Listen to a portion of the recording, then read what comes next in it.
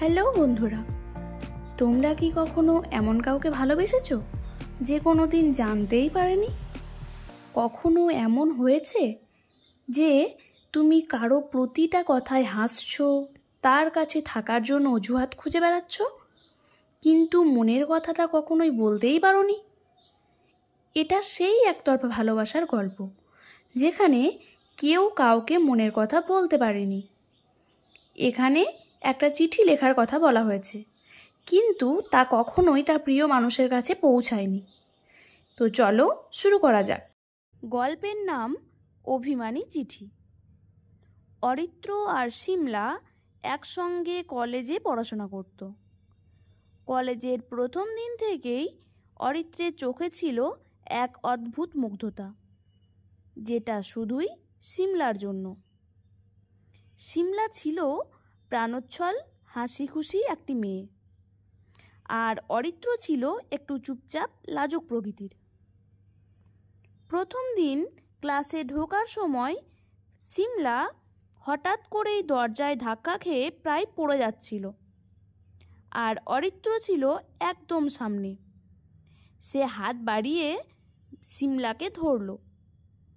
চোখে মুখে ছিল এক রাশ ঘাবড়ে যাওয়া। সরি, আমি খেয়াল করিনি, শিমলা বলল। চোখে ছিল তার সরলতার ঝিলিক। অরিত্র লাজুক হেসে বলল, না না, ঠিক আছে। সেই মুহূর্তটায় অরিত্রের মনে হলো সে যেন কারোর সঙ্গে দেখা করার জন্যই এতদিন অপেক্ষা করছিল, কিন্তু তখনও সে বুঝতে পারেনি এটা ভালোবাসা নাকি নিছকই মুগ্ধতা। সময়ের সঙ্গে সঙ্গে ওদের বন্ধুত্ব গাঢ় হলো। কলেজের নোট আদান প্রদান, গ্রুপ স্টাডি, আড্ডা, এসবের মধ্যেই ওরা দুজন একে অপরের জীবনের অংশ হয়ে উঠল। কিন্তু একপাশে থাকা মানুষটার হৃদয়ে যে ঝড় বয়ে যাচ্ছিল সেটা কেউ জানত না।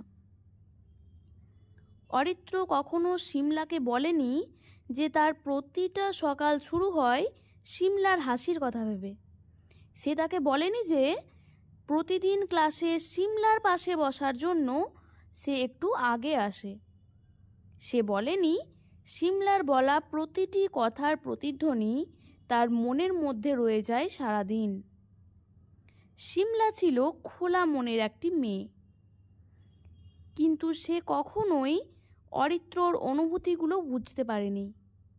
ওরা ছিল ভালো বন্ধু, কিন্তু শুধুই বন্ধু। একদিন শিমলা হঠাৎ করে জানালো সে অন্য শহরে পড়তে যাবে। এটা ছিল তার স্বপ্নের কলেজ, আর সে খুব উত্তেজিতও ছিল। অরিত্র তখন চুপচাপ শুনছিল।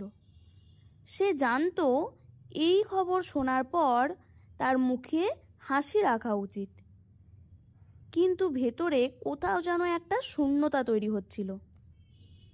মেঘলা জানতে চাইল, তুই খুশি তো? অরিত্র হাসতে চেষ্টা করলো। হ্যাঁ হ্যাঁ, অবশ্যই। সেই রাতটা ছিল অরিত্রের জীবনের সবচেয়ে কঠিন একটা রাত। সে বসে বসে একটা চিঠি লিখল, একটা অভিমানী চিঠি। তুমি জানো না, কিন্তু আমি প্রতিদিন তোমাকে ভালোবেসেছি।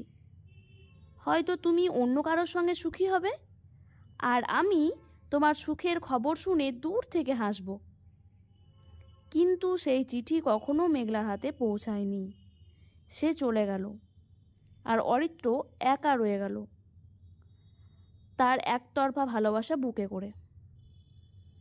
বছরের পর বছর পেরিয়ে গেল। সময়ের সাথে সাথে অনেক কিছু বদলে গেল। শিমলা নতুন শহরে ব্যস্ত হয়ে গেল। পড়াশোনা, চাকরি, নতুন বন্ধুদের সঙ্গে মেতে উঠল। অরিত্র ধীরে ধীরে বুঝতে পারল কিছু অনুভূতি চিরকাল চাপা থাকাই ভালো। সে তার ক্যারিয়ারে মন দিল, নতুন শহরে চাকরি নিল, কিন্তু কোথাও না কোথাও তার মনে একটা জায়গা ফাঁকা ছিল। একদিন হঠাৎ ফেসবুকে শিমলার একটা পোস্ট চোখে পড়ল অরিত্রর। আজ বিয়ে হলো, সবাই আশীর্বাদ করো। অরিত্র ফোনের স্ক্রিনের দিকে তাকিয়ে রইল। তার বুকের ভেতরটা কেমন যেন মোচড় দিয়ে উঠল। সে জানতো এই দিনটা একদিন আসবেই। সে কিছুক্ষণ চুপচাপ থাকলো, তারপর ধীরে ধীরে হাসলো। অভিমানী চিঠিটা হয়তো শেষ পর্যন্ত পড়ানোটাই ভালো হয়েছে। গল্পের শিক্ষা: একতরফা ভালোবাসা অনেক সময় অপ্রকাশিত থাকে, কিন্তু তার মানে এই নয় যে যেটা কম মূল্যবান। কিছু অনুভূতি চিরকাল গোপন থাকলেও তারা আমাদের জীবনের অংশ হয়ে থাকে।